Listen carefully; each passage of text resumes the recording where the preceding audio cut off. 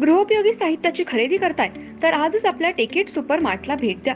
कडधान्य, डाळी, साबण, ब्रँडेड कपडे, शूज, सायकल, कॉस्मेटिक्स हे सर्व मिळण्याचं एकमेव ठिकाण म्हणजेच टेकेट सुपर मार्ट. 5,000चे भरपूर डिस्काउंट. कमीत कमी 4,999च्या खरेदीवर 5 किलोमीटर पर्यंत मोफत घरपोच सेवा. पत्ता पंचवटी चित्रमंदिर जवळ, 332 रोड.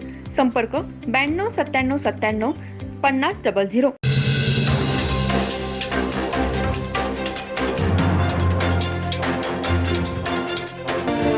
नमस्कार, मी तेजस्विनी मगदूम. एम मराठीमध्ये आपल्या सर्वांचं स्वागत आहे. पाहूया ठळक घडामोडी.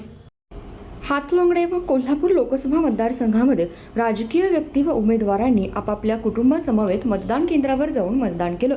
यामध्ये छत्रपती श्रीमंत शाहू महाराज व संजय मंडलिक, धैर्यशील माने, सत्यजित आबा पाटील, राजू शेट्टी, प्रकाश आवाडे या सर्वांनी आपल्या मतदानाचा हक्क बजावला. लोकशाहीच्या उत्सवाला गेल्या 2 महिन्यांपासून सुरुवात झाली.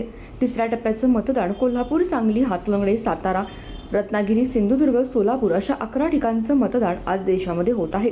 कोल्हापूर व हातलंगडे लोकसभा मतदारसंघातील सर्वच उमेदवारांनी आपल्या मतदानाचा हक्क बजावला. आज सकाळी श्रीमंत शाहू महाराज यांनी कोल्हापूर येथील शाळेमध्ये जाऊन आपल्या कुटुंबासह मतदानाचा हक्क बजावला. तसेच सदाशिव मंडलिक यांनी सुद्धा आपल्या कुटुंबासमवेत मतदानाचा हक्क बजावला. तसेच हातलंगडे लोकसभा मतदारसंघातील महायुतीचे उमेदवार धैर्यशील माने यांनी रुकडी गावामध्ये जाऊन आपल्या कुटुंबासमवेत मतदानाचा हक्क बजावला. महाविकास आघाडीचे उमेदवार सत्यजित आबा पाटील यांनी त्यांच्या सरूड गावी मतदान केलं.